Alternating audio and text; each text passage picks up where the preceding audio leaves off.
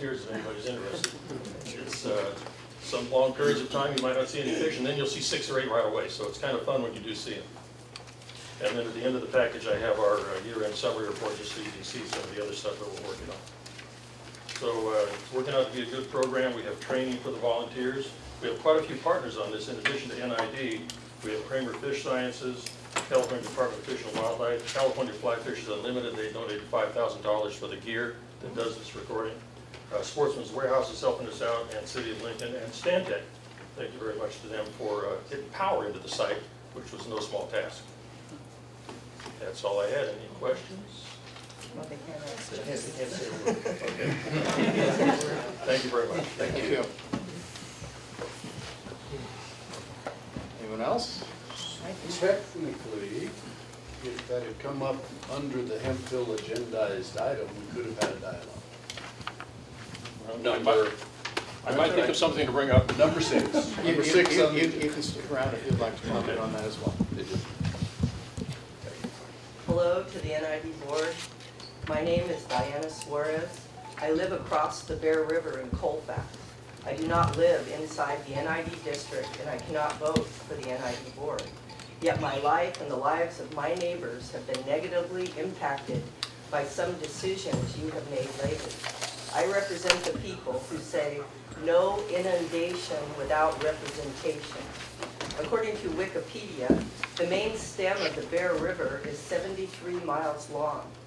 There is 7 miles left of public access to our Bear River. That means that over 90% of our river has already been taken and lies beneath Camp Far West, Comby and Rollins reservoirs, numerous forebays, canals, diversions, and powerhouses. I am asking you to leave this 10% of our Bear River alone for the people who live here and the many people who come to recreate on our river. Please do not dam our Bear River. Many of my neighbors go down to our river 3 or more times a week to walk their dogs, hike, fish, kayak, picnic, and visit with family, pray and do ceremony, gather herbs and craft materials, and simply sit and listen to the living water as it rushes toward the next reservoir.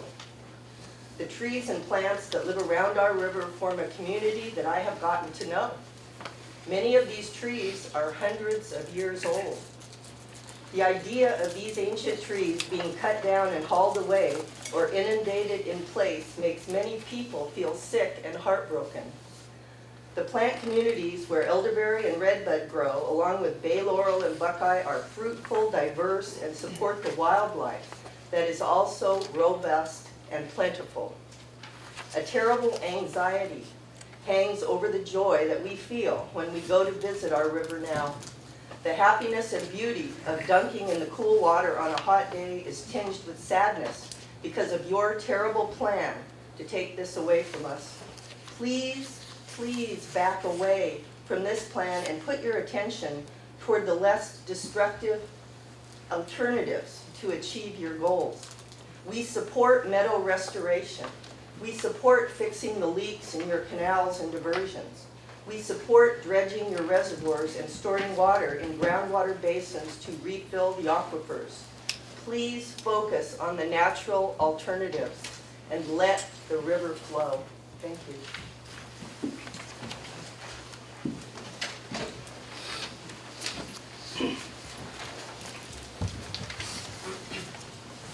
My name is Vern Bring that Lefkowitz. microphone down a little bit. Thank you. I live in Grass Valley. I am one of your customers. I have some questions regarding the Centennial Dam. Is any of the water from the dam promised to private investments, possibly real estate developers? Don't suburban real estates presently use water classified as ag for landscaping purposes? And is that expected to increase with future development? In light of this year's record snow levels, after 4 to 5 years of hard drought, couldn't a case be made for the fact that there's an unpredictability factor in the climate change scenario? And is that enough to question the need for destroying the last 6 or 7 miles of the free-flowing Bear River? What is the repayment plan, and how will it impact NID customers? Those are my 4 questions. Thank you.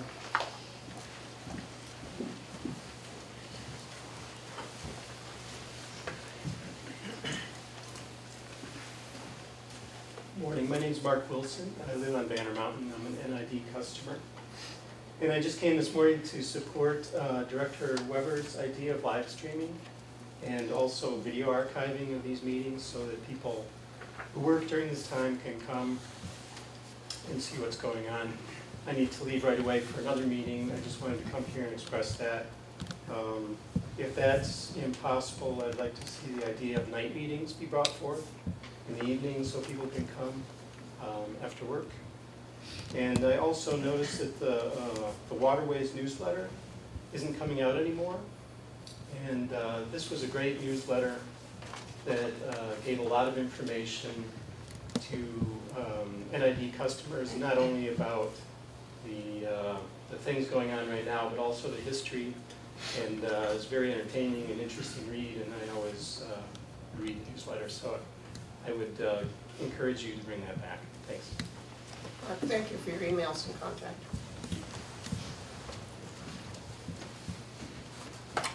Good morning, Chairman Wilcox, member of the board. My name is Bob Gore. I am the co-chair of FONA, the Federation of Neighborhood Associations.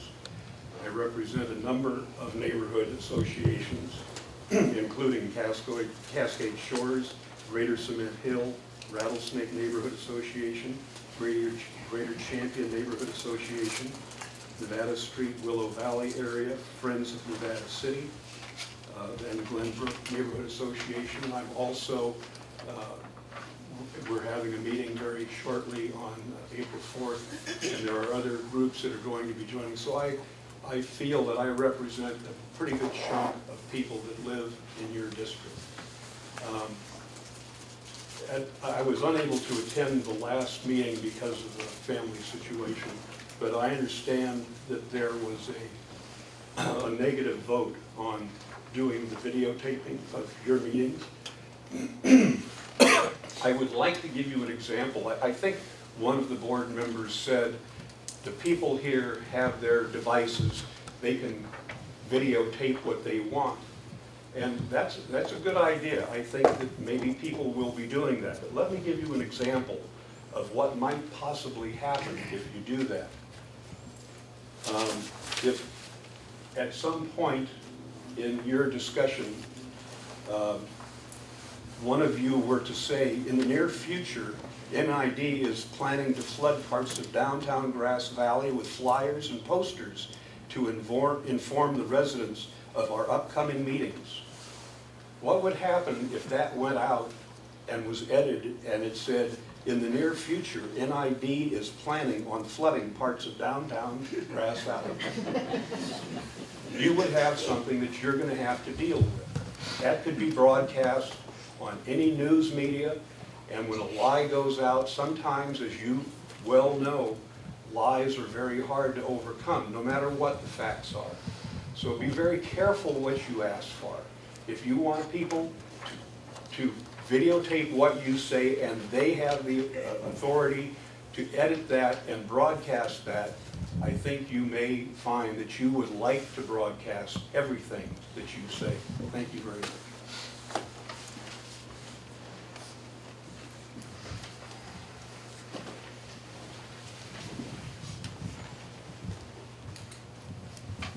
Good morning. I'm Caroline Courtright. I live in Grass Valley in the Bear River watershed, and I'm also an NID customer. I have many concerns regarding the Centennial Dam, including the flooding of beautiful land and the taking of homes and property by eminent domain. I will narrow my concerns for this morning to only 3. 1, it is a well-known fact that reservoirs created by dams will fill with sedimentation. Every reservoir loses storage to sedimentation, although the rate varies. Sedimentation is still probably the most serious technical problem faced by the dam industry. So maybe a new dam on the Bear River has 10 years at the expected storage capacity, and that it is highly compromised and joins the other reservoirs in Gold Country which cannot be dredged because of the toxins left over in the sediment from gold mining, arsenic, mercury, and other toxins prevent Gold Country reservoirs from being dredged. Joining Englebright, Rollins, Lake the Pines, Lake Shasta, and others that have lost storage efficiency and yet cannot be dredged or corrected to get back storage capacity. I would like this addressed in the EIS. Number 2, Oroville Dam repair costs.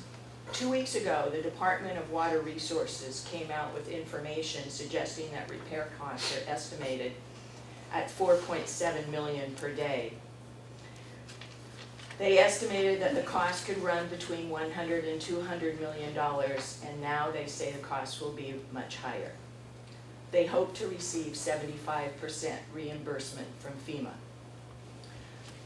If a problem were to happen with the newly proposed Centennial Dam 10 years down the road from when it starts up, I think it's beyond the NID's ability and capacity to take care of or finance. Let us look at the hope of FEMA picking up the repair bill. What if FEMA goes the same way as the EPA? What if FEMA goes the same way as the Endangered Species Act? What if FEMA goes the same way as Meals on Wheels? You can't count on FEMA being around in 10 years to bail you out. NID, please stick with what you do. You do it good, and I thank you. Don't get in over your head, and don't be fooled with the need for a continuous growth economy. It is not sustainable. I would like this issue of financing and FEMA not being around to bail you out as to be addressed in the EIS. Number 3, to what extent would this project rely on water from the Yuba River, and what impacts would the project have on the river flows in the Middle Yuba and the South Yuba and Canyon Creek? Would the project lead to increased percentages of water diverted from the Yuba watershed to the Bear? When would this happen, and why? How can NID kill flows and habitat on one river to feed the profit needs in another? Please address this in the EIS. Thank you.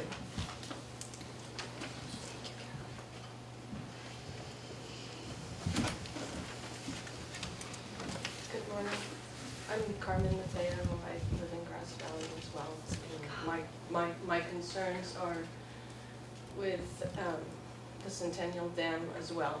And a few weeks ago, when the Army Corps of Engineers were holding an informational meeting at the Holiday Inn, after the meeting I was speaking to a gentleman who said that he was an engineer who had worked in dams, and I asked, well, why haven't alternatives been proposed? And he mentioned that he had proposed actually rainwater catchment systems on tall buildings with cisterns and such, and it was completely dismissed. And the question is why? Why don't we see other alternatives? And another question was also, you had mentioned that 85% of the community was in favor of the dam, and I don't know anybody, myself personally, that has ever been questioned in that regard. Like, why is this not more inclusive, or are you just selecting for these numbers? Thank you.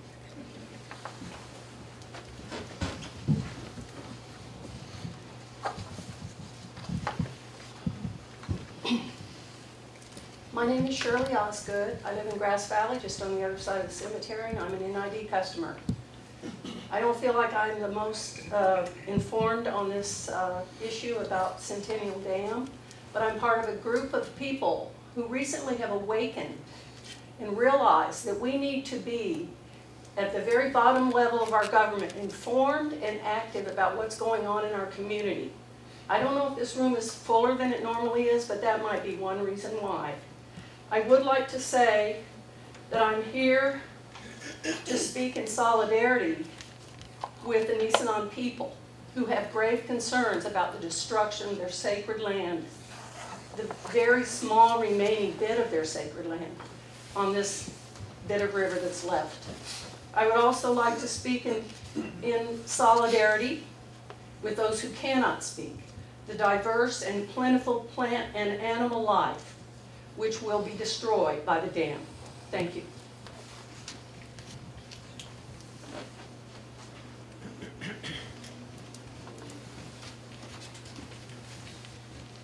Hi, good morning. My name is Itera. I live in Grass Valley.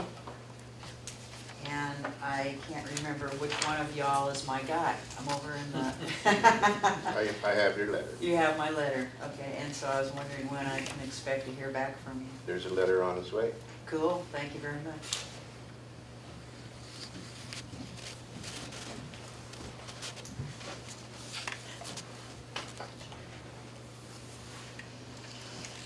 Now's your chance. Oh, I think you might have something to say. You thought so, huh? Good morning. I'm Mike Pasner, an organic farmer in Penn Valley area, a customer and a taxpayer. I don't like public speaking, but I'm glad to see so many people here that are good at public speaking. It's going to be extremely important in the near future. I'm also extremely glad to see a camera in the room. Or if you voted against spending the money on a camera, that's going to turn out to be a bad mistake. You're willing to spend millions to acquire land to build a dam, and not willing to spend $20,000 to keep your public, your voters, your customers informed about what it is exactly that you do. This dam was the Parker Dam, got renamed by Nick Wilcox and Rem Swearingen. Rem did it? Okay, we'll blame it on Rem. That's all right. As a Centennial Reservoir and Power. I was at a drainage meeting where a woman stood up proudly in the back and said, Centennial Reservoir and Power, that spells crap. That was a pretty amazing moment. I really had to continue myself with that one. We're right now rewriting, NID is rewriting their vegetation management program. This governs 450 miles of canals in Nevada County, and it's herbicide use. This is an extremely important issue also going on besides the dam that people are not paying close attention to, that needs to be before the eyes of the public. This water ends up in, I think, 5 water treatment plants. I'm still researching that give water to the people in Nevada County. So we need to keep close track of what it is that NID okays to put into this water. Thank you very much.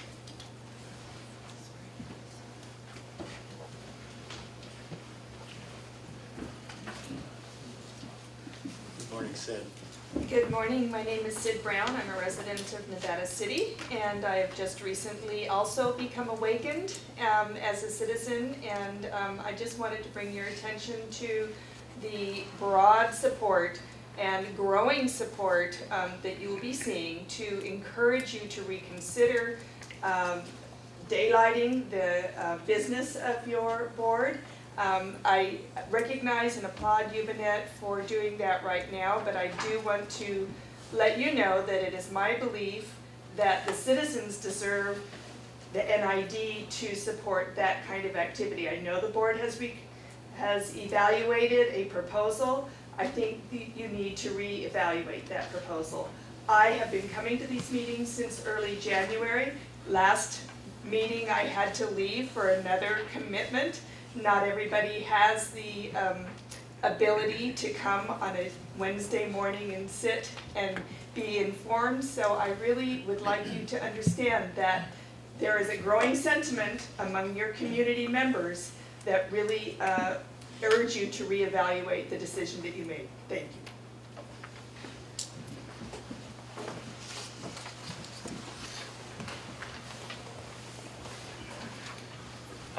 My name is David Mott. I live in Grass Valley. I'm a customer as well.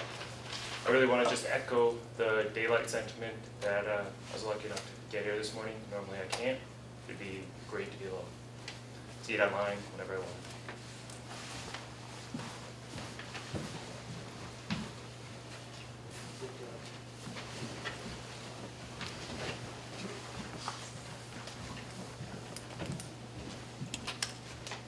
My name is David Good, and I live in Grass Valley. I think I'm on city water, but I do vote. Gonna need to get a bigger boardroom if you don't broadcast the meetings, so that would be more expensive. A lot of people are gonna start showing up. That's kind of what I came to,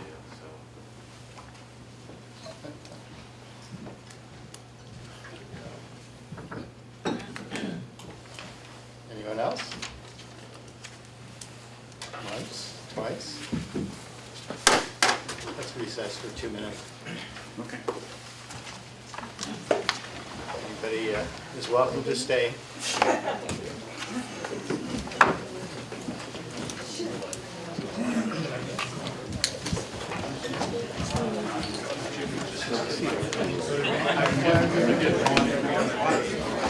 Start reading through your tones. I didn't tell you. It's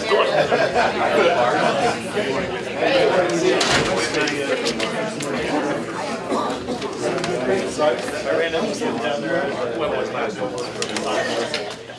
from the distance. I come walking up, he goes, hey, Gary, how you doing?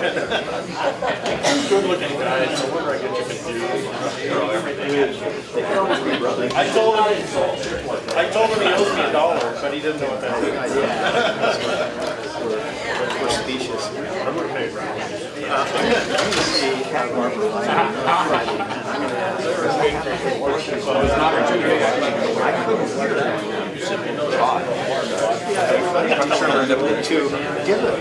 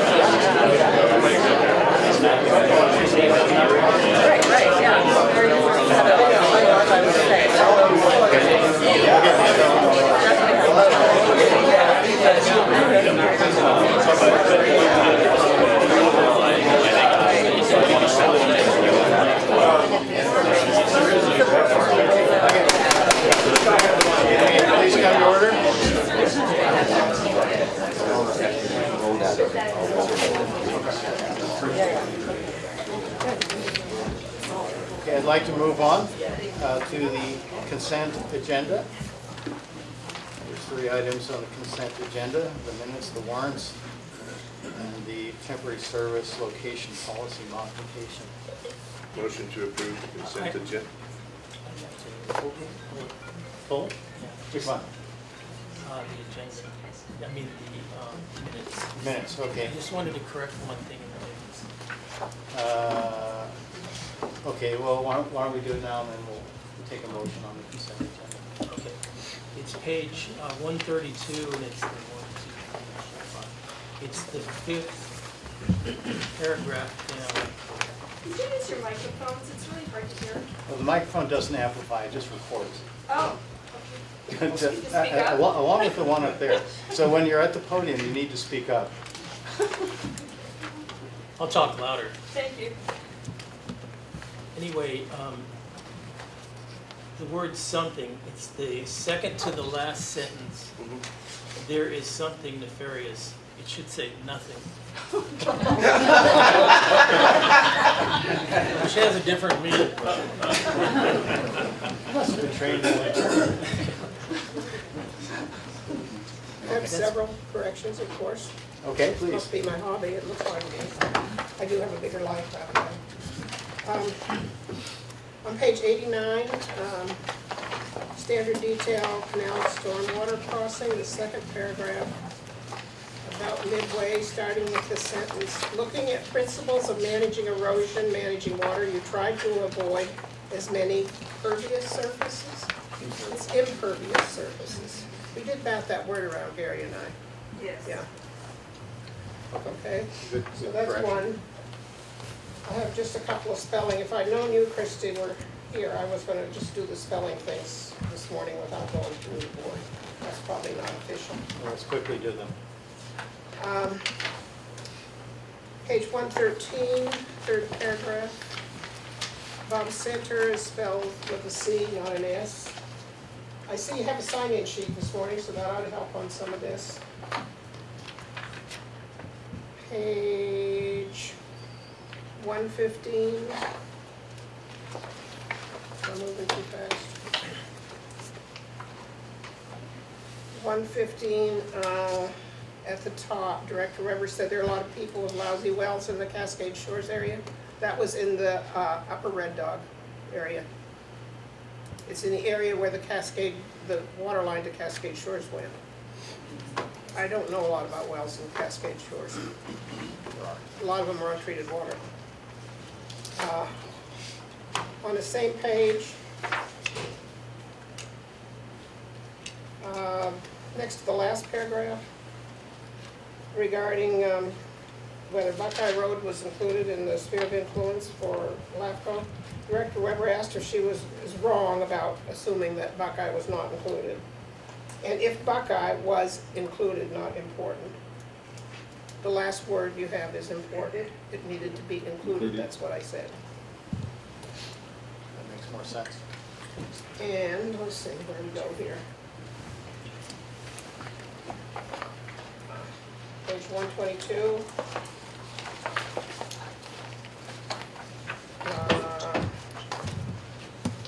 Third paragraph, first word, Peter Burns, last name is spelled B-U-R-N-E-S. And that's all I have. Thank you. Then with those corrections to the minutes, can we adopt the consent agenda?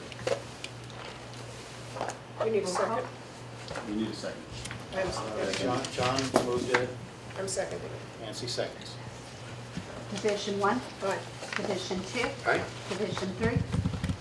I would like to highlight on page 92, not a correction, hopefully it's written accurately, but it's a wonderful paragraph about Mr. Davis, and this is why I like him. I mean that as a professional like. He has skills, whether it's called peripheral vision or eye in the sky, but Mr. Davis explained the portfolio did very well last year. The district was able to almost double its earning a lot that had to do with the internal controls that were put in place, making sure that everything is on contract so as to know exactly how much the district has to spend. As a result of that, Mr. Davis is able to send out 62% of the portfolio long-term, might be a typo there, because he can see the cash movement very clearly. This is the vision, it's a skill this man has. I respect you and I think you're doing an excellent job. If he cannot predict cash very accurate in terms of the movement, he is apprehensive to invest long-term, but when he can see the cash moving very easily, then he is more confident that the district can invest 4 to 5 years out. That's where I draw the vision thing. You've got skills, my friend, and you're doing an excellent job, and I just wanted to highlight that. Well said. Okay. Thank you, Scott. So- Yes. Yes, that's a yes. Division 4, Yes. Division 5. Alana. Aye. Aye. Fine. Okay, consent agenda is adopted. Moving on, general orders, number 4, Newtown Canal. Sorry, Mr. Chair, we'd like to remove item 5 from today's general order. Okay. Does that need a motion? Nope. No, that's fine. Nevertheless, moving on to item 4, Newtown Reservoir cleaning project. Is this Adrian? Yeah, there it is. Good morning, board, public, and directors. Adrian Schneider, senior engineer, and here to present the Newtown Reservoir cleaning project. I'd like to thank Stantec, Megan, and Mary that are here as backup support. So this is the quote-unquote reservoir that we have, and the canal, or part of the reservoir that was used, is off to the right. So water flows into the page, turns the corner, then spills back into the Newtown. This is the left and right is the reservoir as it's defined. On the right is the Stantec well. So in this presentation, talk about the project initial study. I'll discuss the mitigation measures. There are these slides that should have been included in your packet. I've added them since to include all the mitigation measures. So I'd like to have those, please, after the meeting. I'd like to open and hear public testimony and then close the hearing. I actually recommend the board to do that and then recommend to adopt the resolution. Project background. It's about a 1.6 acre reservoir in plan view. It's all located on the DeMartini property. And it's fed by the Newtown Canal. It's basically in the center of the canal. It comes in, goes out. 4 CFS in the summer or the wintertime, 11 CFS in the summertime. It's about 30 years in service, and therefore the sediment buildup and vegetative growth. And we plan on taking out about 6,000 to 7,000 cubic yards of sediment. And this will be done, the plan is to take it through 2 to 3 month cleanup period or through multiple years depending on the weather and funding. So this is the, find my laser pointer, that's the reservoir right there. Nevada City's off the page. This is Highway 49, Newtown coming off of here.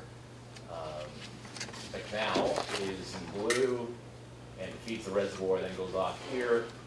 There's a spill that goes off this direction right here, and then there's also the Lester Canal, which goes off in this direction. The Newtown Canal obviously feeds the treatment plant at the end, so it's an important part of the district's infrastructure. This is the reservoir which we're seeing right here. The canal you can see off to the right feeds in, and the major part of the water actually goes through here. This is actually where it fills up, and then it comes off, and then the canal keeps spilling off to the left. The DeMartini property is shown in white, basically, and there's a drive that goes up that we utilize. And in the initial study, we put in here as the spreading grounds for the sediment to dry them up and then to take them off.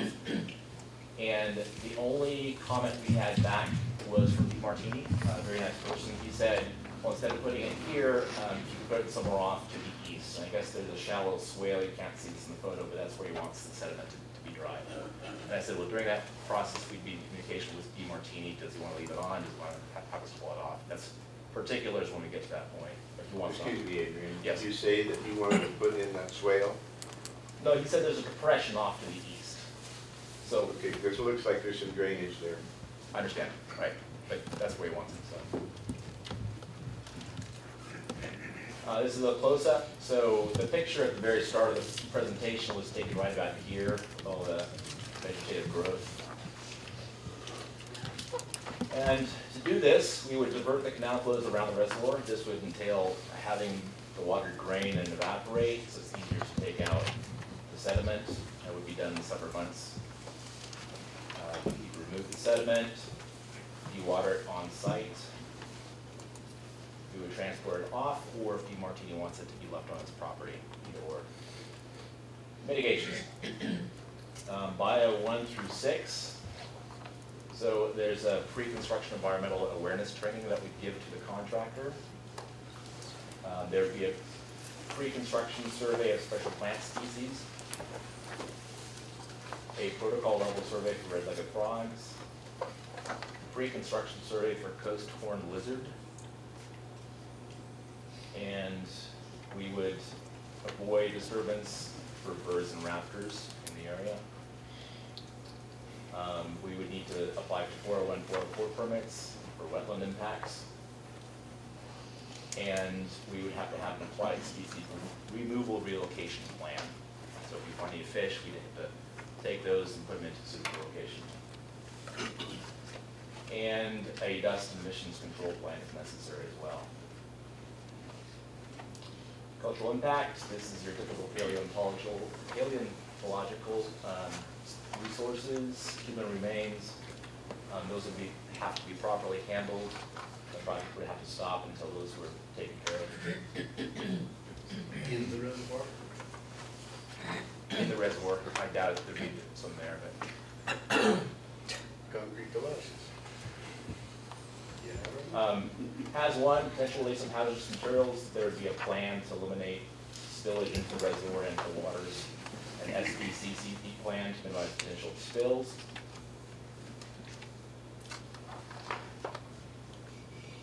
A potential wildland fire is a potential, and we'd have a fire suppression equipment and fire control measures to reduce that, to eliminate that.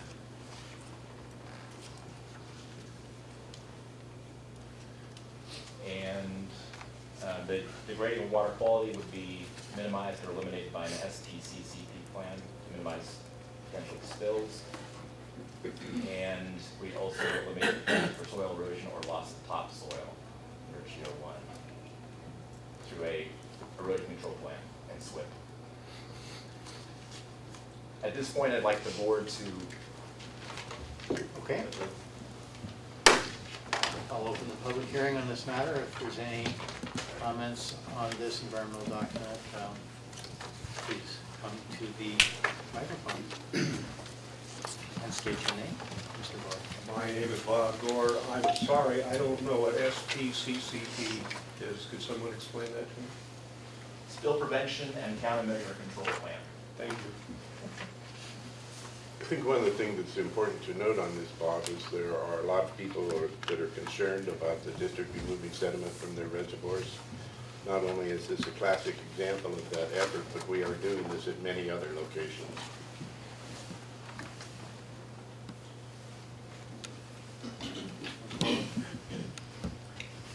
I just wondered if you could say a little bit more about the impact on the lizard, the frog, and the other animals impacted.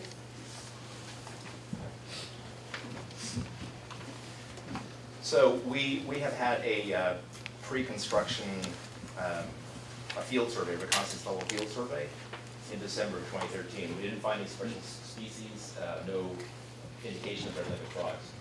And as part of the mitigation measures, we have to do a protocol level survey for frogs and do pre-construction surveys. So the impacts would be mitigated if we find those and have to go through the mitigation measures.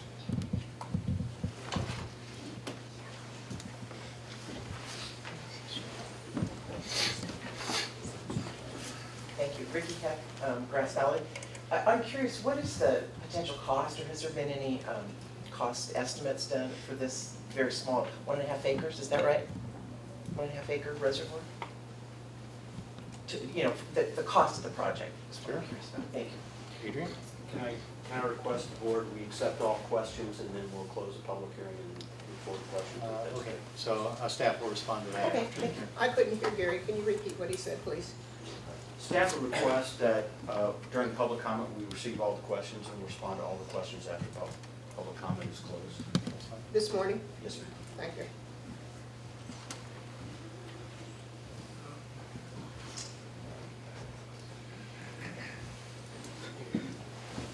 Don't be shy.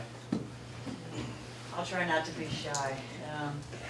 I just have a question about the sludge. I mean, once you remove the sediment from this reservoir, do you do an analysis of what's in that sludge so we kind of know what's coming up from the mining tailings and all that? Once again, we'll respond to that after we Yeah. close the public hearing.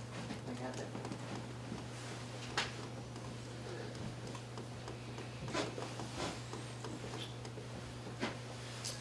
Yes, my name is Maury Hull. And I am an NID customer. I just had one question about the project, and that would be, why is it necessary? It seems like a very small reservoir. Looking at the process that needs to be followed, it's fairly complex, and I imagine that there's going to be a cost incurred, and so I'm just wondering about the justification. Thank you.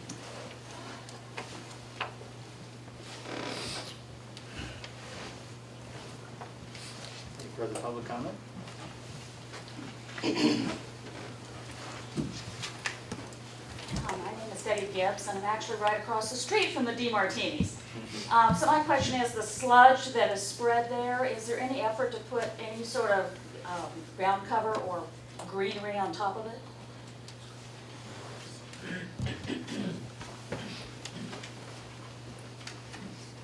further comments?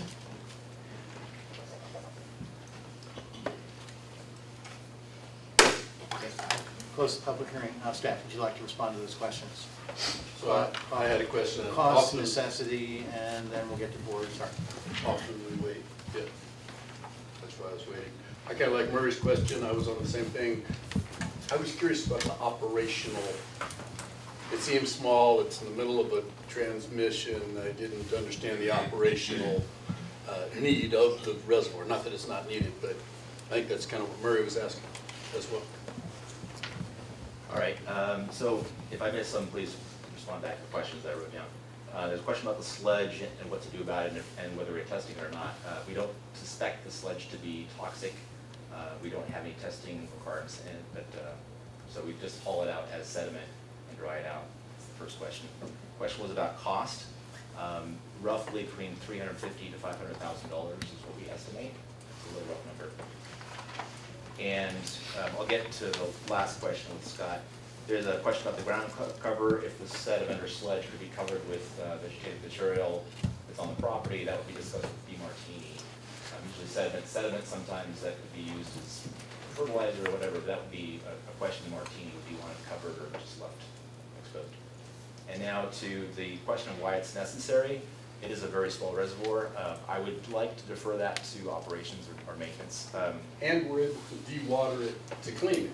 Yeah. That was the other part that I thought, okay, the operational necessity of it, in that we're doing it when it's empty, so obviously we don't need it year round. Yeah. Well, broad-based response, typically a reservoir, you want capacity to take out the ebbs and flows of what's coming in and going out. It evens out and so forth. This is a very small reservoir, so it's not as crucial an element of this. But maybe Chip, if you want to respond. Good morning, Chip Close, Water Operations Manager. The reservoir we're speaking of acts as a buffer for us. As was mentioned earlier, the Newtown Canal feeds the Lake Wildwood Water Treatment Facility. There are many occasions where we have to have very short-term outages on the Newtown Canal. Having this reservoir in the middle allows us to continue to convey those waters down the canal as we're doing maintenance on the upper portion of the facility, and doesn't create a bobble or a water outage for the lower half or for the treatment plant. And that's the necessities for it. Chip, can I add to that? One of the primary functional aspects of this reservoir is a sedimentation reservoir, and it's intended to capture sediment before it goes on to the Lake Wildwood treatment plant.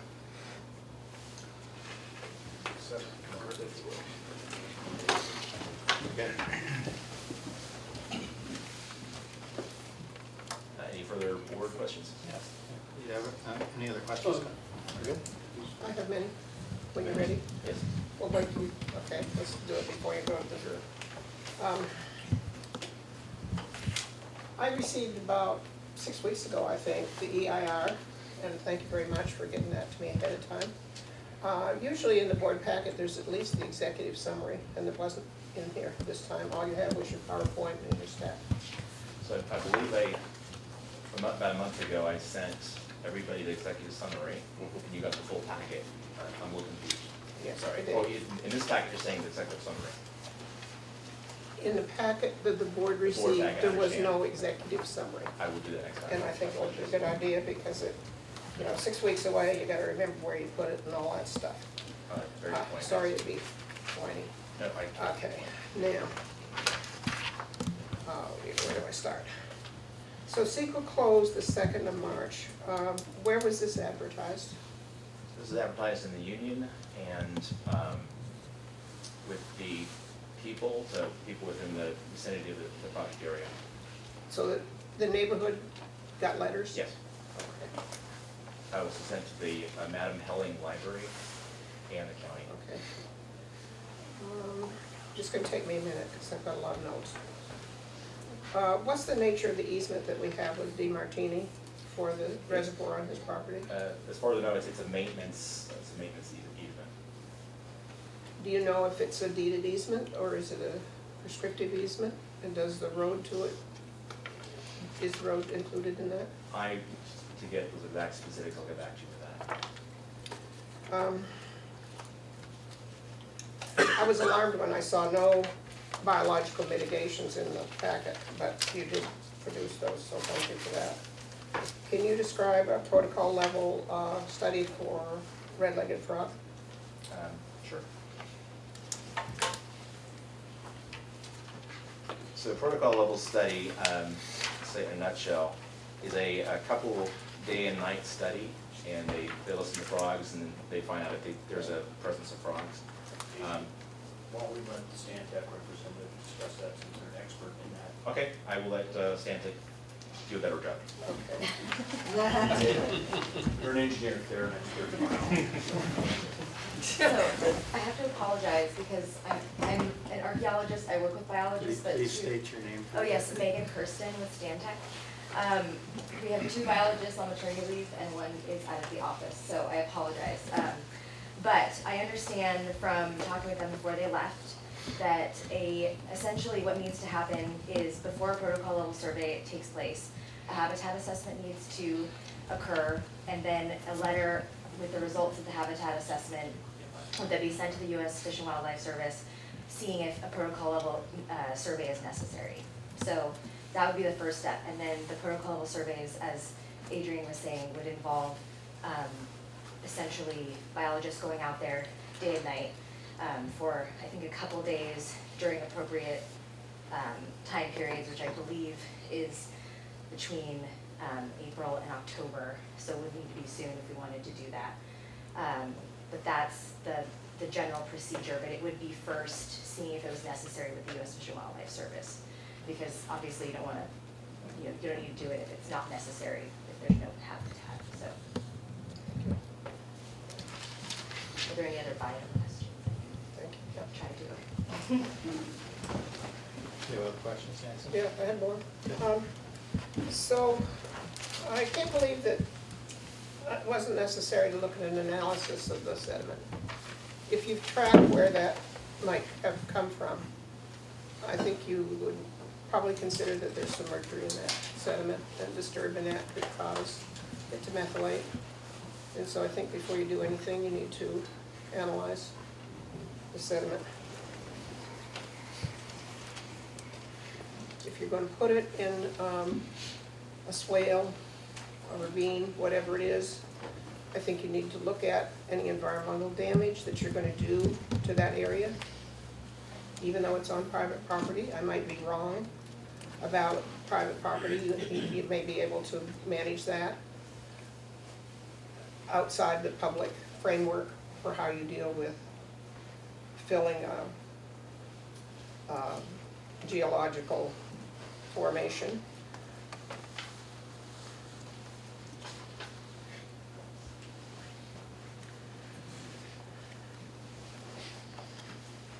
I'm still working through here, sorry. Whatever happened to the beaver? The what? There were beaver there at one time. Whatever happened to them in my time here? That's the first time I've ever heard beavers. Beavers everywhere. Rodent-like creatures, small dog, big tails, the water. They're very good at dams, by the way. Early 1800s, they were decimated with pelts. Thank you, Mr. Wikipedia. I'm not a biologist, but actually I'm a zoologist.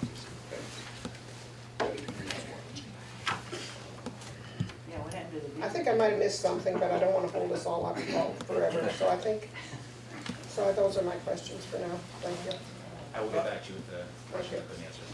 I want to add to that a little bit, Adrian. One of the reasons that we have seen the decline in the California red leg frog is because of the introduction of the bullfrog and the channel catfish.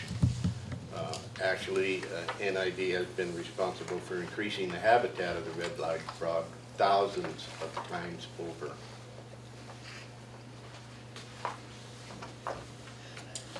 Follow up on the operational discussion. Do we dewater it every year anyway, the reservoir? Not like the outages coming off the bear or something? Just curious. Well, Good. I spent many years of my life teaching at the neighboring property.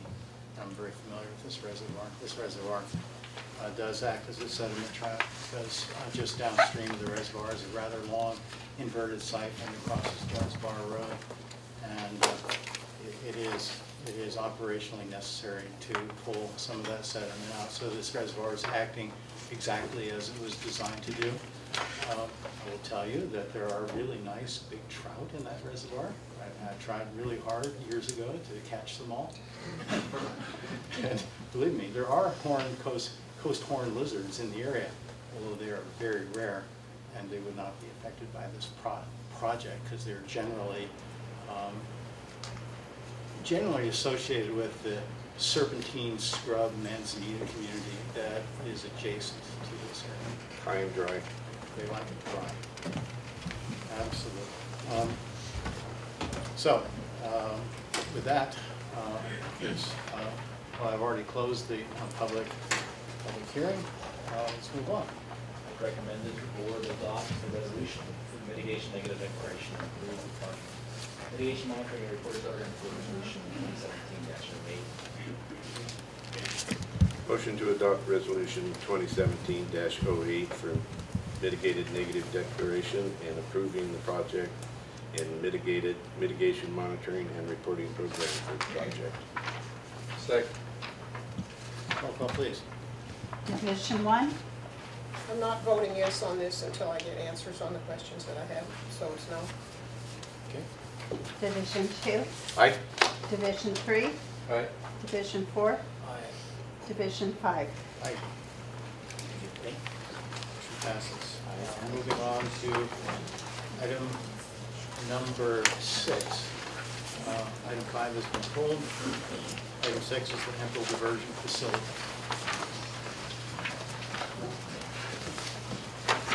Is there public comment on that? Of course. Right now or later? Well, I think that we need to wait for the staff presentation first. And then you'll be invited to make comments. Here they are. Is staff plural or singular? You always wonder some days. Morning, board, public and staff. The purpose of today's item is to approve a grant for, if everybody can hear me today? Yeah, you're Good. the only one. I've been told I have a loud mouth, so we'll just make sure everybody is good. Okay. To approve a contract with Fish and Wildlife for the Hemphill Reservoir. This project is part of the working on the Hemphill facility. The Hemphill facility, sorry. It's a diversion structure. Sorry. I'll get my rhythm going here. This facility has had some questions about its need, and well, not need, but whether it is an impasse to fish. The intent of this study, as we move forward on additional studies, to see if we can remove this facility is important to when we do future construction operations. Let me step back a little and explain what's going on with the Hemphill facility and make sure to show how this all ties in. Currently, the district has studied and put up an options analysis for 5 options to replace the Hemphill structure, and ultimately, if those options, and we've shortlisted 2 options. Those 2 options are gaining further study whether they're viable. What I mean is we have to drill in the ground, make sure they work in that type of operation. So we don't have a real true understanding whether the options 4 and 5 are viable. However, that's what we're working on right now.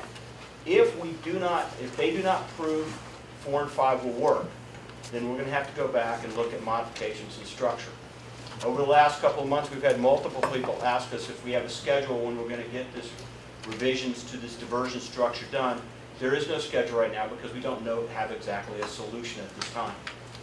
So I want to kind of bring that to the forefront of what's going on. This study is with Fish and Wildlife, ties into that of giving some background information of what's going on. I would like to, is if we want to just go quickly over the study, is turn to page 4 of 14 of the agreement. 4 of 14 has the objectives of the project. Objective 1 is we will develop a technical advisory group and participate in a planning process. Okay? We will do objective 2, a hydraulic analysis. We've done a portion of this already in our current studies. We will probably further a little bit of our current studies just to see how that mixes in as we get the solutions moving forward. Option 3, we will do sediment transport. We are currently studying the sediment, and we're currently contracted to study the sediment and the consistency and testing of the sediment. And this would be how it goes downhill if we were to remove the facility. Excuse me, Gary. Do people in the audience have a copy of this? There's copies over there. No, they do not, as far as, unless they got on the website.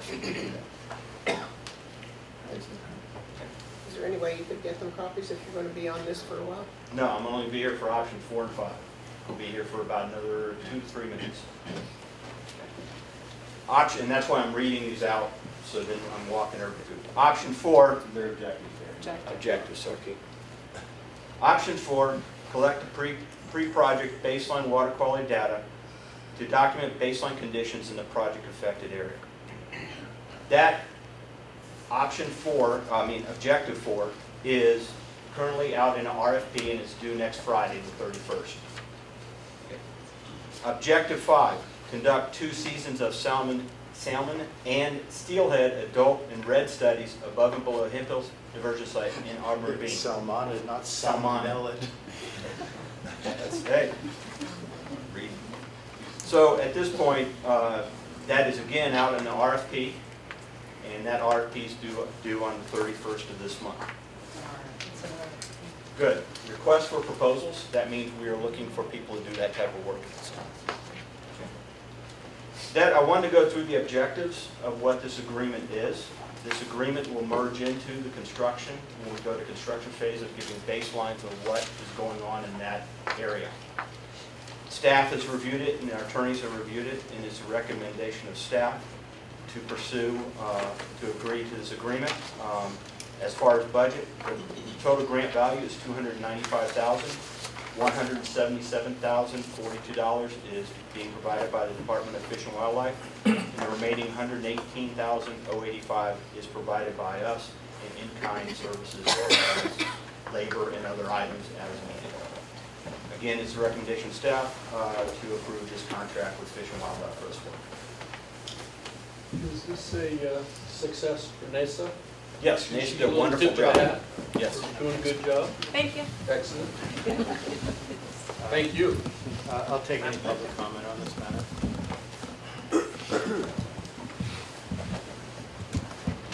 Leave a binder here? That's mine. That's the person that's going to be up here next. Oh, okay. Okay. My name is Jim Hoffler, resident Lincoln, customer NID. Comments on the Hemphill Dam proposal here. First of all, I want to thank the board and staff for their work on this to date. There's been a lot done already. Everybody wants this to be done as soon as possible, but Friends of Auburn Ravine, we understand there are certain practicalities involved. You don't want to do things so fast that bad mistakes are made. So I really appreciate, we appreciate Friends of Auburn Ravine, the thoroughness with which the staff is proceeding on this, working all the details, considering the consequences, so that when something is done, it really does work. We all know across the state of California there are probably dozens of fish ladders that looked real good to the humans and didn't look real good to the salmon. So getting it done right is a really important thing. So speed is nice, but too much speed could be a danger. So we really appreciate what's been going on. And I was happy to learn just today that there are steps underway already, as Gary mentioned a minute ago, for the sediment study above the dam and also for the permeability study. So practicalities are being taken care of, and hope you all support this proposal, because I think it's the right thing to do at this time. Thank you. Thank you. Any other board comment? Or is there any other public comment?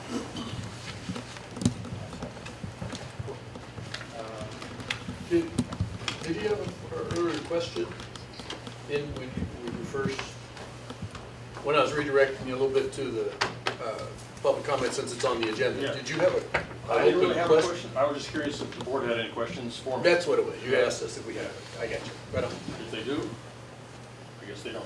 Okay. Any questions from the board? Okay. Thank you. No, I'll ask. Any other comments from the board? Yes.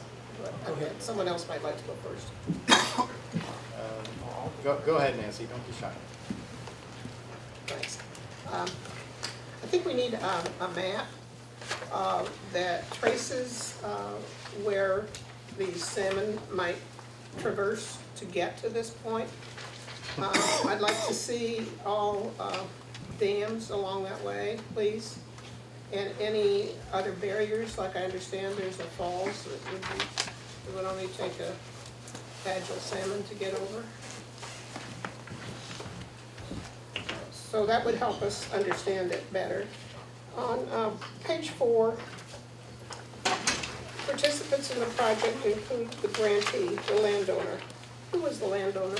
There are a lot of people playing in this one, but who's the We're a landowner? landowner, also, I beg your pardon, who? we're a landowner. NID? Yes. Thank you. We have a land down there, also the Turkey Creek Golf Course has land around that area. And there's East Lincoln Limited Liability Corporation that's just on the north, the southeast side of that project. I don't want to hold you up, so go ahead with someone else if you like. Yeah. I'd like to make a comment. Some of the barriers are after Hemphill, so the falls I think they're referring to. And I think it's important to find out what Nancy had said about all the barriers before you get to the Hemphill. Yeah. The falls, I think you might be referring to as the ones by Gold Hill. Could you speak up a little bit? Oh, sorry. The falls I think you're referring to is after the Hemphill. Yes.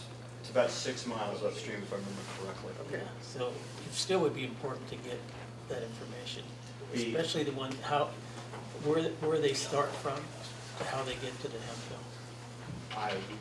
At the discretion of the general manager, we could provide a map to the board during the minutes in the next meeting or something like that, so that outlines it. And, I could answer that verbally right now. Yeah. Okay. So, yeah, there are quite a few diversion dams downstream from Hemphill.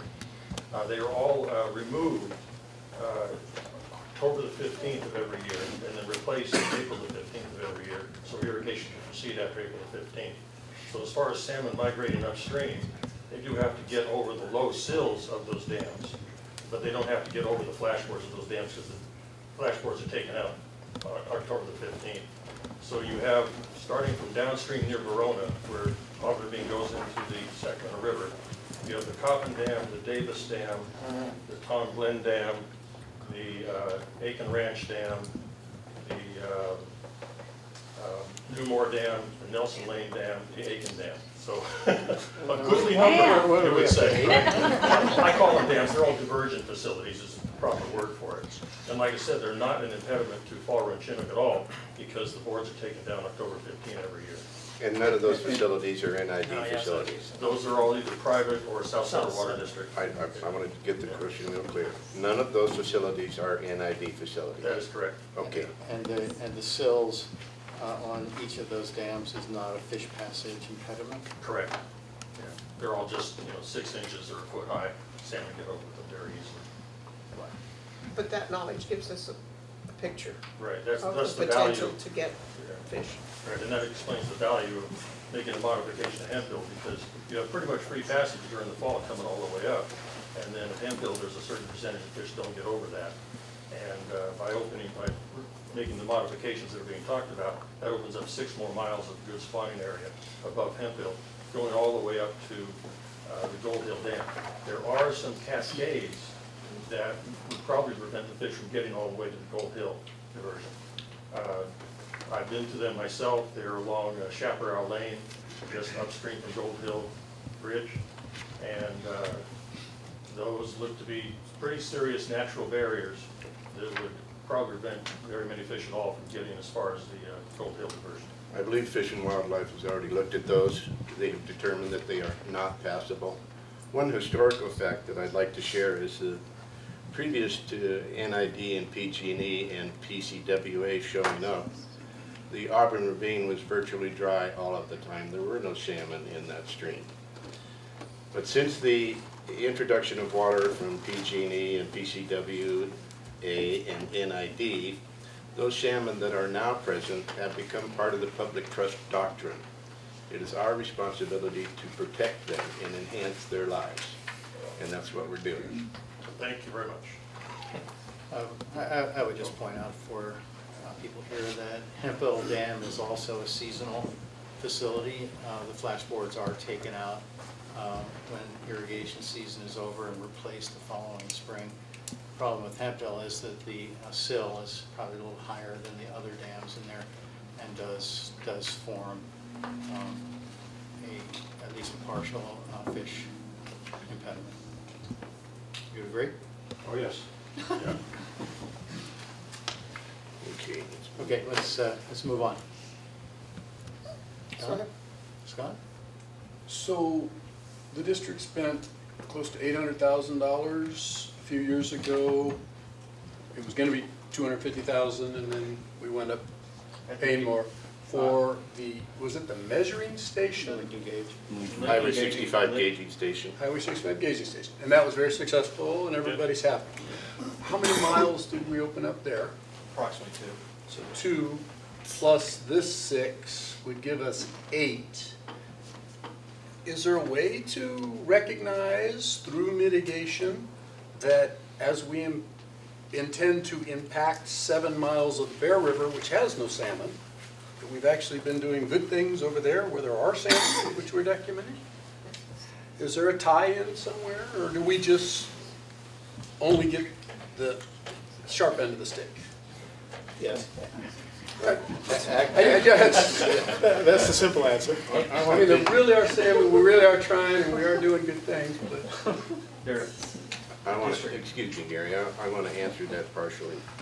And it should be noted that the Centennial Reservoir will benefit salmon throughout the area below the reservoir, below Combi. Wait a minute. By being able to provide flow when needed and cool water when needed for spawning purposes. So it is a functional component for salmon protection.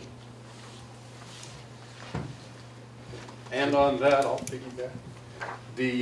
I know we're not engaging, but the lady earlier said that she questioned, queried, how much water gets taken from the Yuba for Centennial. Indeed, my understanding is that we're actually relieving the takeage of water from up top. We don't need to divert it as it has been these many years if we were to catch the rainwaters at the mid-level.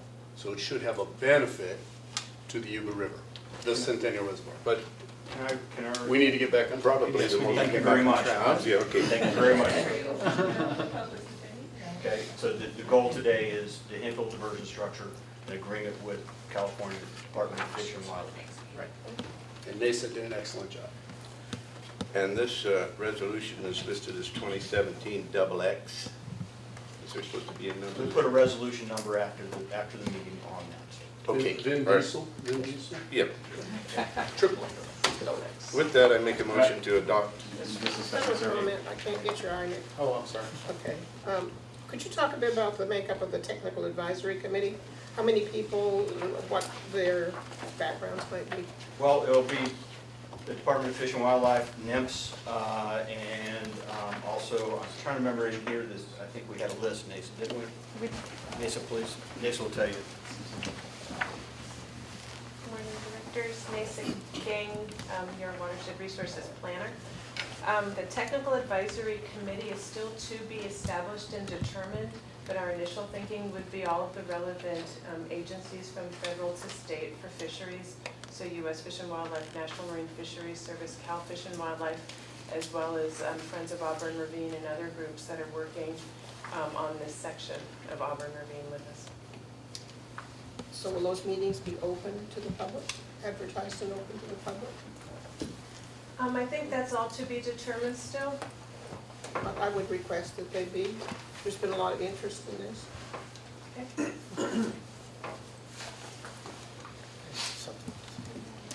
And thank you for this good work. Thank you. Well, I have a question probably to Gary.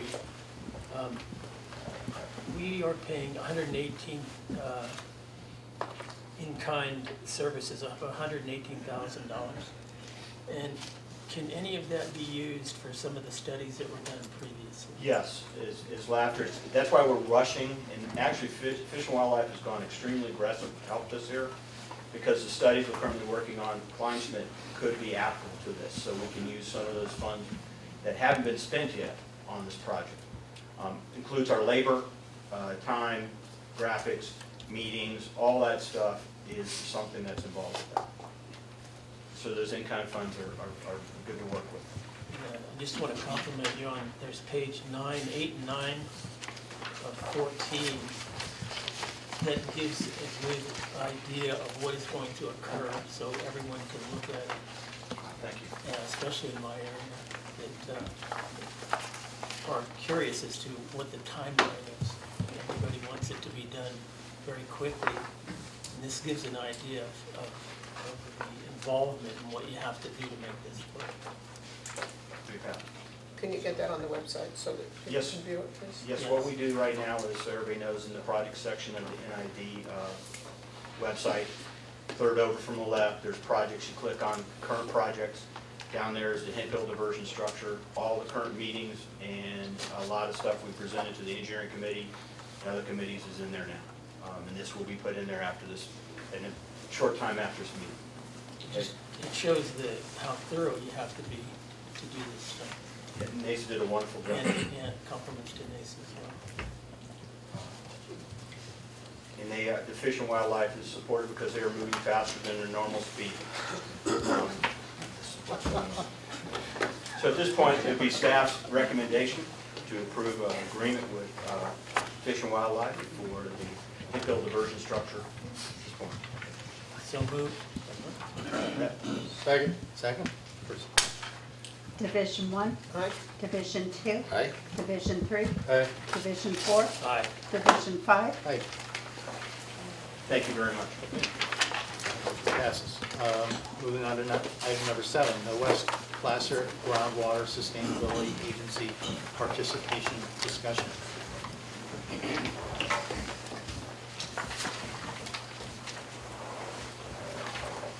Morning, board, staff, and public.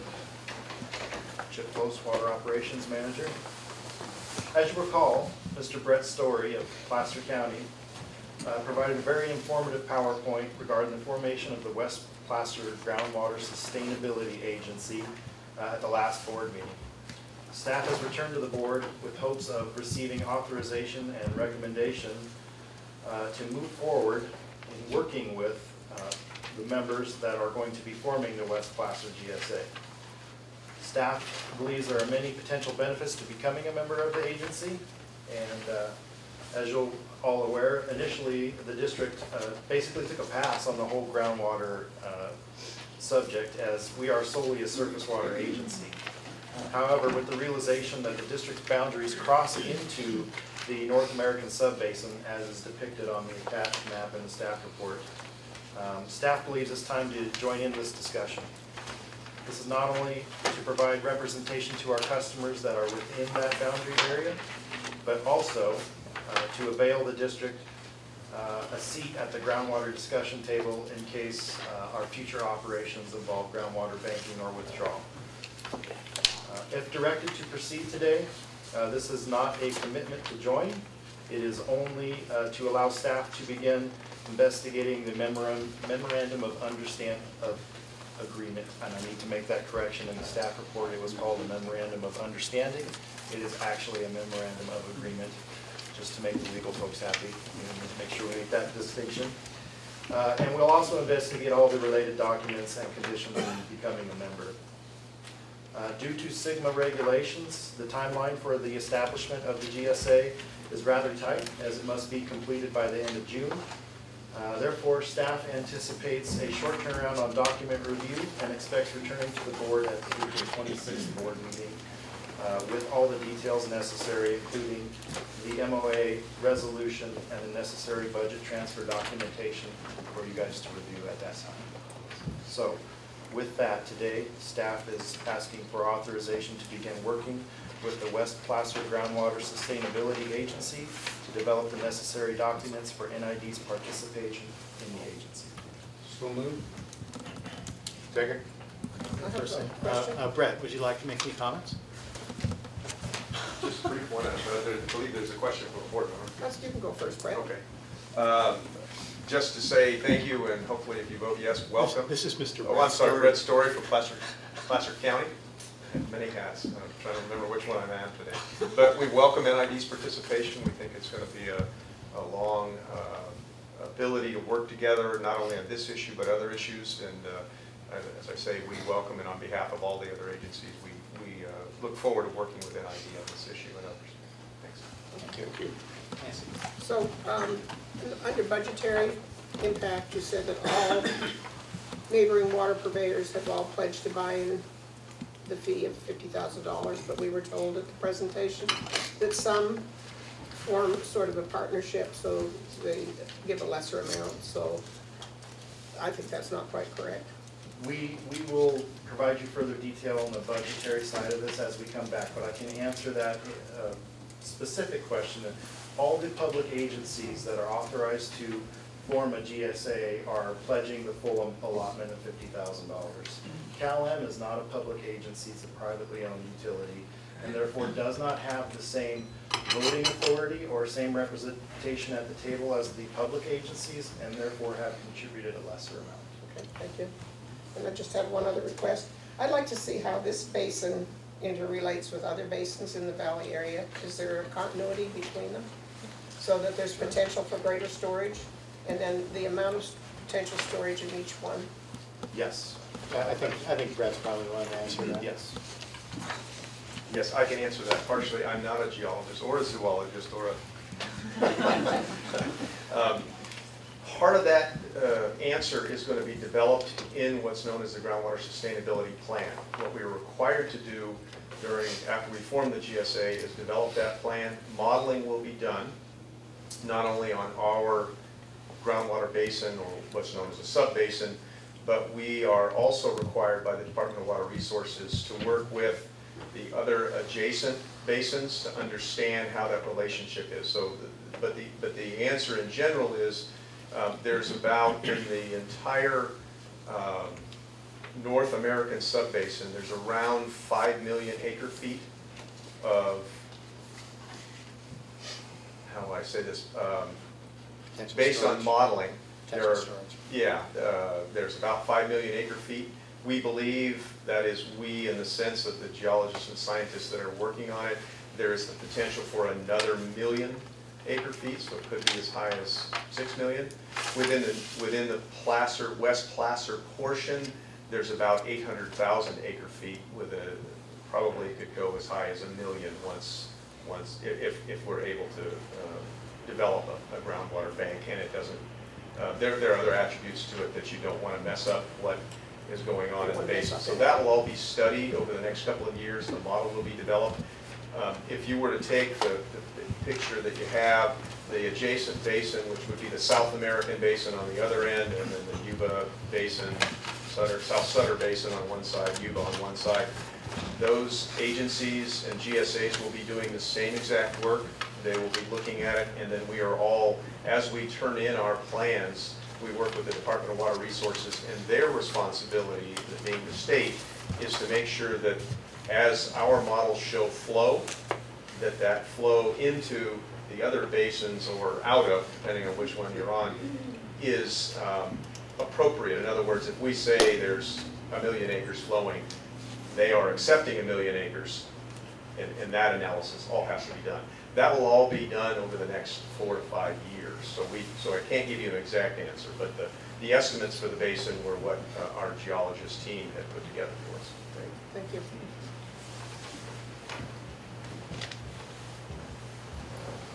Yep. Close, or you got?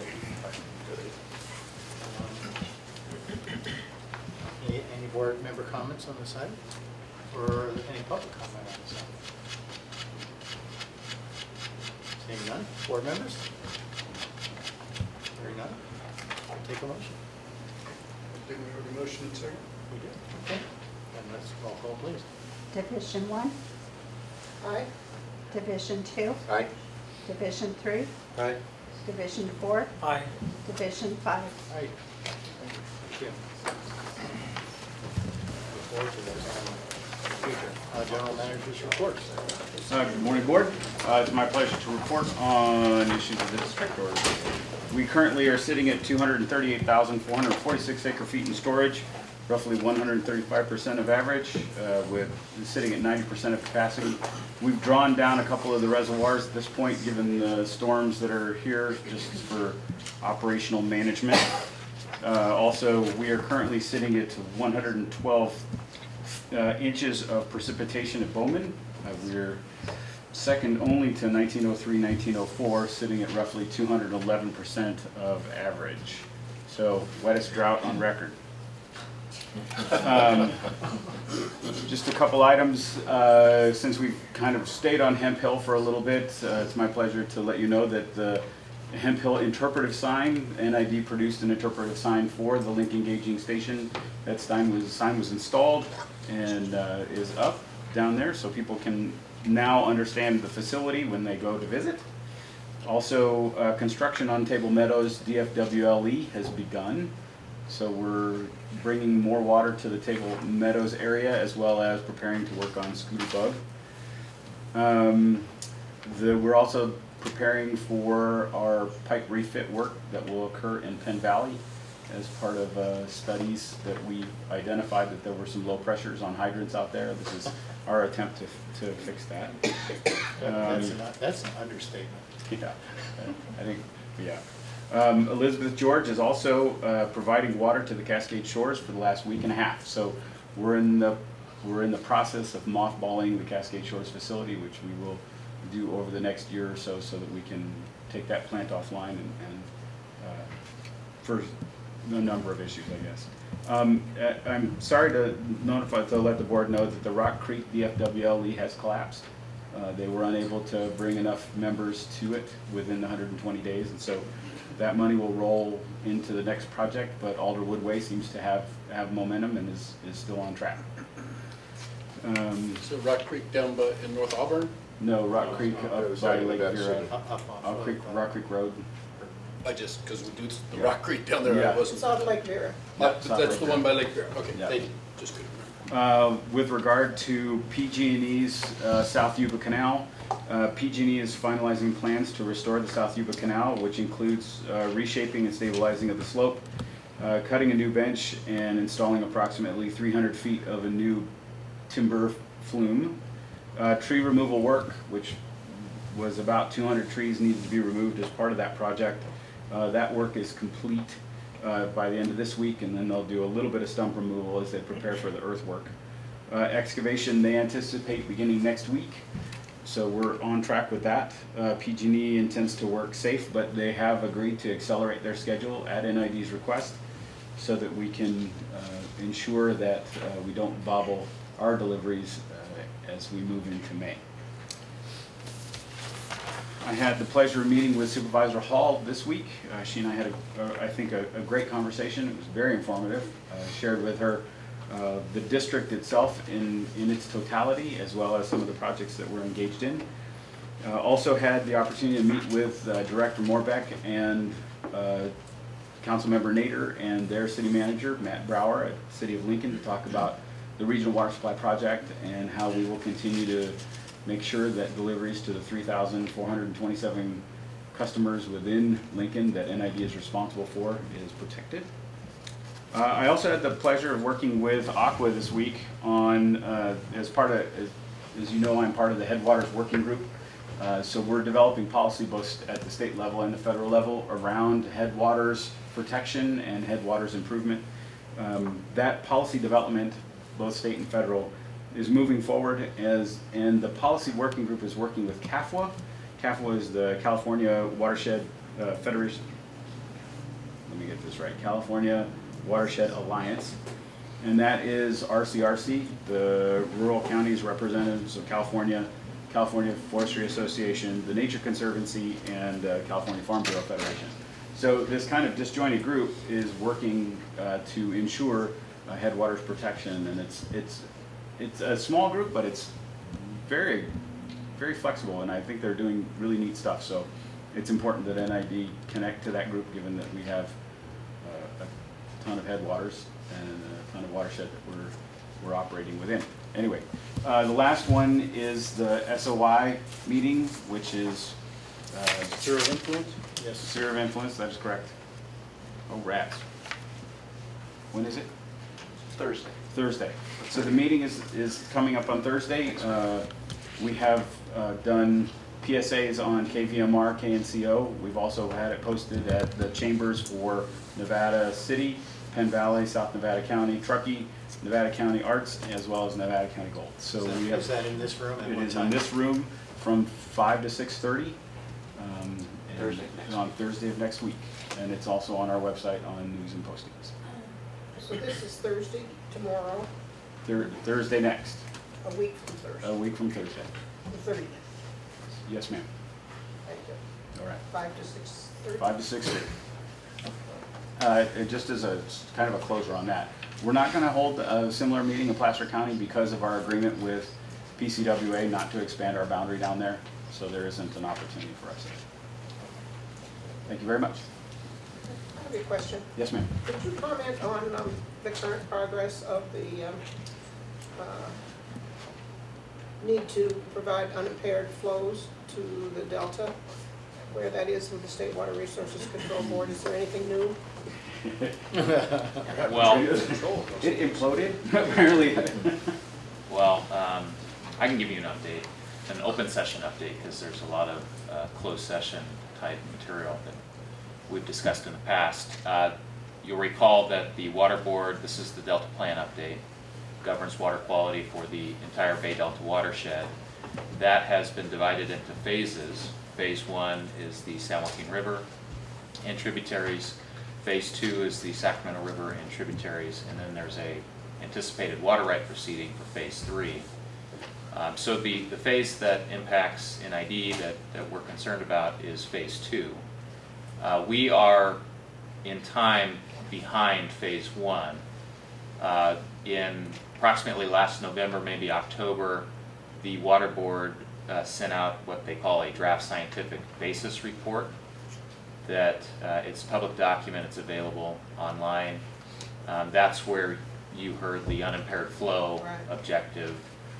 The Water Board is proposing a range of between 35% and 75% of unimpaired flow from January through June.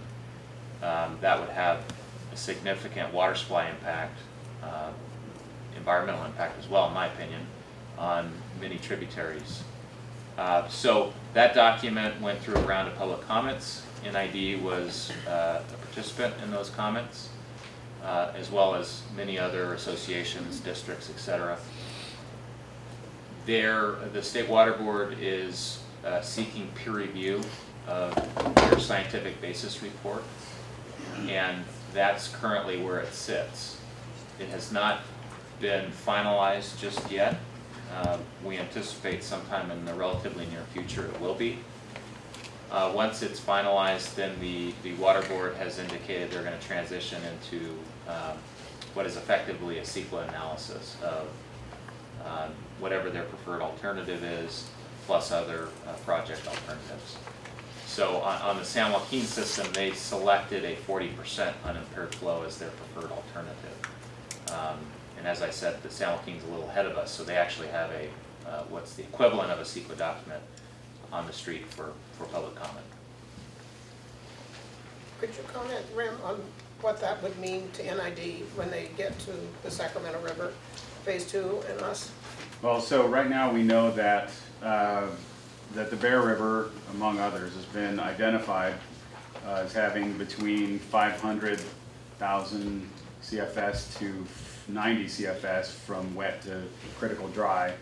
if we use those same numbers, they would be looking for anywhere from 200,000 and change down to, I'm not gonna have the right number, 50%, so it's gonna be 20,000 and change, that they would be looking for water to come out of these systems to backstop the Sacramento River and the Delta as part of this process. So we need to be active in this and really working from the position of our water rights packages and those systems that are heavily permitted and licensed to those that are less permitted. So it will have an impact, Nancy. What we're trying to figure out is what that impact will be, but it will be a direct impact to supply. So it's 20,000 acre feet? 20. Okay, I want clarity on that. It said 20,000 acre feet per year for that tributary between the months of January and June. So this is a block of water that has to come out of it. It is a block of water. It's undefined at this point. But if you think unimpaired flow, what that is it's basically flow as if there were no man-made obstructions, dams, diversions, etc. I understand. So if you had a, let's just pick 50% unimpaired flow standard, you can envision that as whatever is coming into your reservoirs, 50% has to pass through. Or 50% becomes colored as a block of water that the state could then manage for whatever environmental enhancement they perceive. So it's a potentially significant water supply impact to NID. And I think there's also an environmental impact, because if you're vacating storage in spring, you may not have enough storage remaining to carry through the rest of the year. So you can, maybe benefit the delta in the spring, but then dry up your river system downstream of your dams later in the year. So there's a balancing here that the Water Board has not, at least yet, really taken into consideration. So you mentioned some months when this would be required, this block of water would be saved for. January And I through didn't get it June. down. January through June. Thanks. How do we get this information out to people? Is it? I don't know I don't know how to, at this point, it's all being broadcast by the State Water Board, Yeah. and they're doing fact sheets and they're doing all of that stuff. And once we get into phase 2, once they're on our side of the fence, Okay. then Probably then we'll be able to say stuff that's a little bit more focused on the direct impacts of to the district and to the water systems that we're operating within these watersheds. You basically subscribe to LIRIS, the State Water Board, web-based information distribution channel, and it's all there. This is the State Water Board's thing, it's not our thing. Yeah. Well, it speaks to a potential further impacts to NID storage and its ability to deliver as we move into these coming years. Yes, sir. So on that, and folding centennial discussions in, there's an old adage, use it or lose it. And your description was, well, it's coming into your reservoir, but you need to let it pass.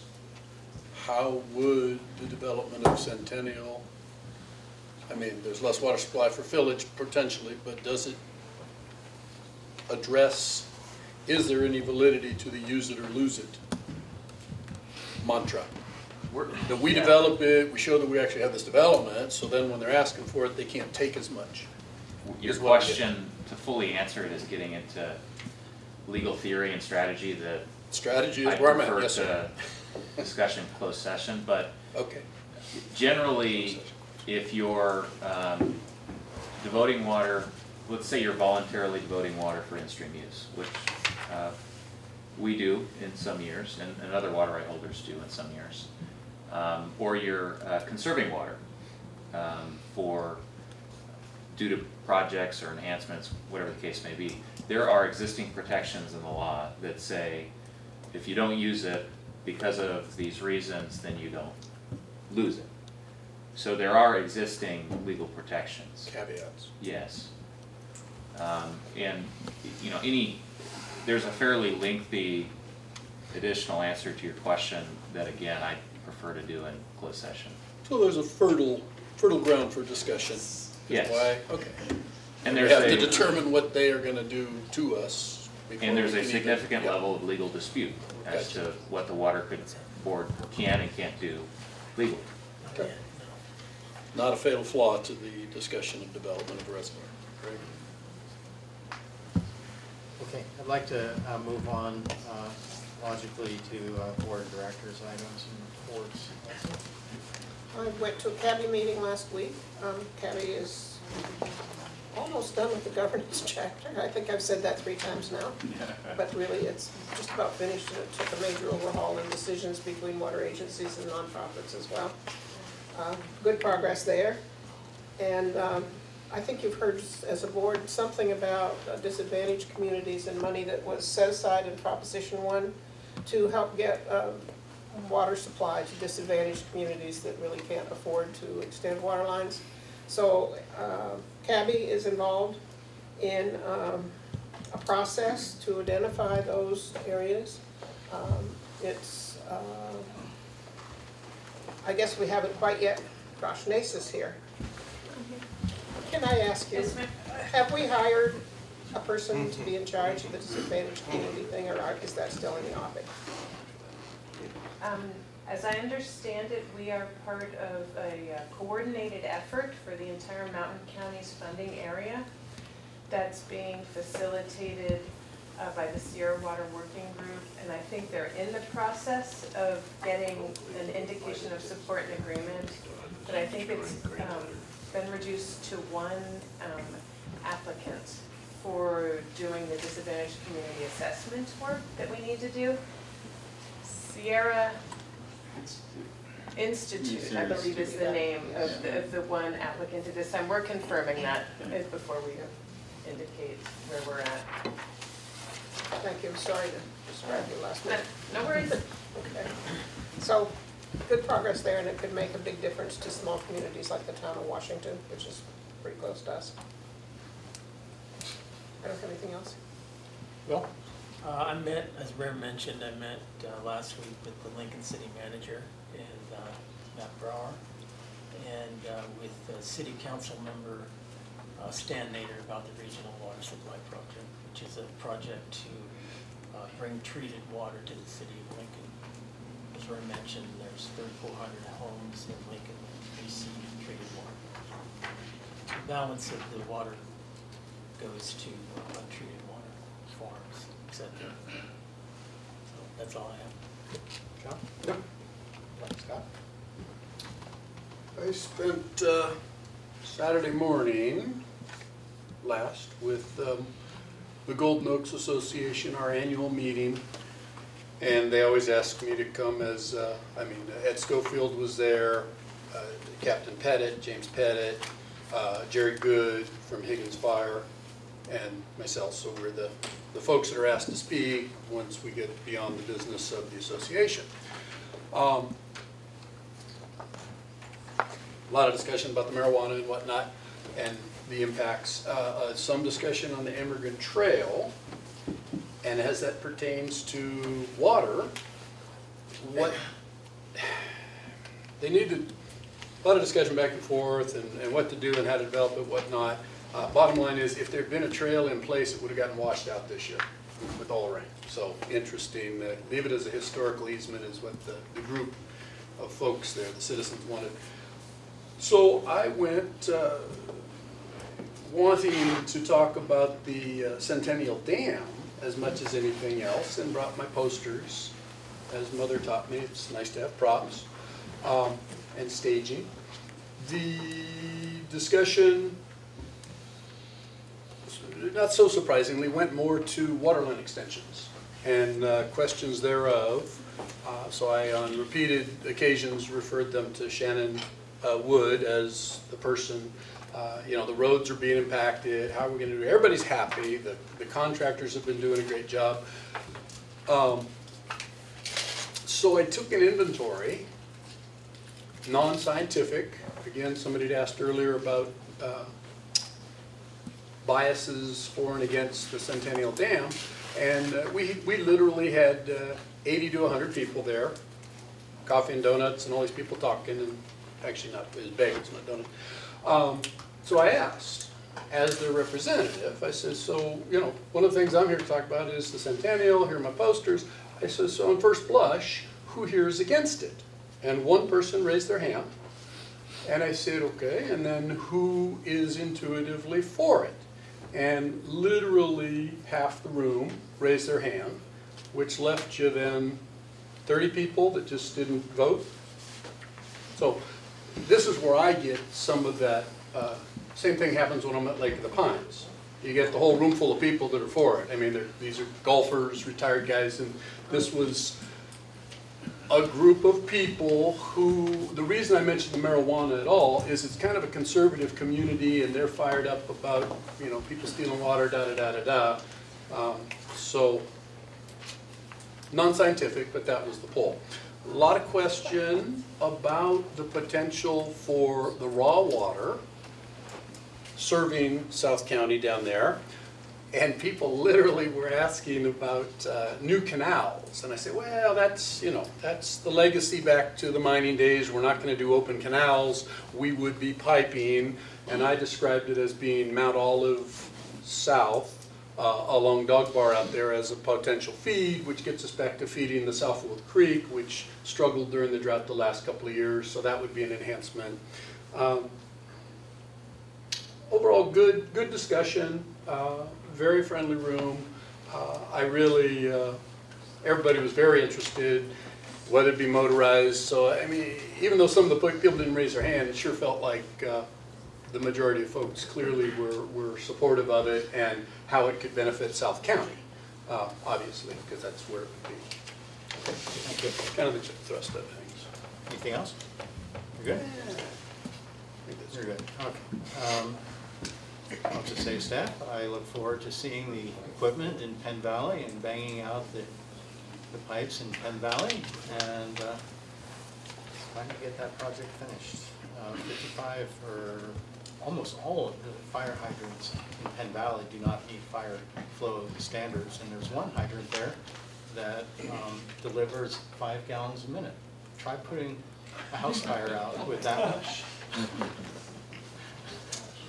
Jerry Good, I mentioned that the fire, he was just thrilled, and as I toured these roads where we have been tearing up the shoulder doing all our trenching, fire hydrants, fire hydrants, the citizenship is just thrilled. Jerry Good's thrilled, the captain of the Higgins Fire there, and there was even a discussion about some people had been unable to get homeowners insurance, but now with these coming into the community, we're really benefiting the folks down there. So again, it was very positive with the fire hydrants. They're covered in garbage bags right now, which I didn't, because when I was out there driving, I finally saw one at Pioneer, at the one end where we'd done in phase 1. I thought, oh, there's a fire, why didn't I? And I went back and then I picked up a fire hydrant, or the garbage, got out of my car, and sure enough, they're there. Captain Good said, that's so they know that they're not charged yet. So we are getting them in, I just didn't see them on first blood. That's an international indicator of non-operation. Well, just put on the fire hydrants. The Penn Valley hydrants are probably the garbage inside the bags. For sure. Anyway, moving on. Is there any public comment on items to be considered in closed session? Well, Ricky, come to the public. Hi, Ricky Hackingham, Grass Valley. You know, over the time I've been attending these meetings, I've noticed several references to real property acquisitions in your closed sessions. And I'm just wondering, how will the public be informed about how many parcels you've purchased, the total cost that you've incurred, and just some general information about those? And is it all remain in closed? I understand the closed session is the negotiation, but how does the public get the information about what you've done and what you've purchased and how much money you've spent? The public's more than welcome to submit a PRA to the district, and we will happily give that data out. Public Records Act. Oh, Public Records Act. But it would not be just generally available where you could put it on your website or anything for people to see? That's not in any of the reports that the district generates in its normal activities. Is there a reason that you don't want it? No, it's just not something we do. Okay, thank you. So, Ask and ye shall receive. Mr. Miller. Coy Miller. I have the sleep shop in Auburn and one in Grass Valley. This is my first NID board meeting. It's been very entertaining. I do not envy what you guys do, and I have a new appreciation of what you do. I grew up in Grass Valley. My dad was a banker in town. I came home from 8th grade, Lyman Gilmore, one day, and they had purchased a furniture store. Hedman Furniture from Mr. Hedman. Grew up in high school working there, worked through college there, graduated from college, and ended up with my own furniture store in Auburn, a branch of Hedman's. And my mom had a knee operation and had a blood clot that took her life. And at that point, my sister says, "Do you want this store?" Because my sister floated between two and decorated. At that point, I was on staff as one of the pastors of the large church in the area, and I was coaching Little League and coaching basketball. And it wasn't me. So we separated from the family 23 years ago and opened the sleep shop in Auburn. Allowed me to be with the family, allowed me to be an expert in that area of mattresses. My sons both followed suit, and when my sister liquidated her Hedman store in town, we opened the sleep shop up in Brunswick that my two boys manage. So we've got, in 2013, I needed a new warehouse, so that the building in question we purchased in 2013 for my warehouse, but it was so big, and our youngest had gotten married, and we're empty nesters. I asked my wife if she's ready to come back to the mattress store to work, and she said, "No, mattresses are boring." And I said, "Well, what do you want to do? I've got this huge building. He sold a lot of furniture out of there. Do you want to open a furniture store?" And her response was, "If I could buy what I like." I said, "Well, why not if you're doing this?" So we've got a gift furniture store there now. It's been so successful, I've had to move my office there. I have my son-in-law managing my store, who has had 20 years in the mattress industry. He actually managed 72 stores for Sleep Train in Seattle. So I've got 4 kids. All 4 of us work for me, us, my wife and I, and 2 of the 4 spouses work for us. And we have grandkids in there. It's a family business. We're not on commission. We'll never pressure anyone to buy anything. Which brings me to why I'm here. Sorry. Part of it is I want to let you know who I am. In 2014, we flooded. At that point, the canal, the spill canal, was in bad shape. You can read the little report that I wrote on that. We cleaned that out, and my responsibility is to maintain that. So we've cut down trees, have weed-eated, have sandbagged that area. And looking forward to this winter, I had you guys come out about September this year and said there's an issue with the main way this spill channel is constructed. There's a curve right at the corner of my building where if there's a big flow of water, it's going to back up right there and come around the side like it did in 2014 and flood. Well, it did. So I had contacted a fellow that came, and you guys came out and took reports on that flood, and rather than wait for you, I just had this guy he tripled the width of that spill canal and then doubled the depth. And the good news is, with all the rains we've had since then, I would have flooded 4 or 5 times. I'm dry. The issue is solved. What I'm asking is you just consider my claim. Thank you. Very good. Thank you. If there are no other comments on closed session items, we'll adjourn for about 3 minutes and then reconvene in closed session.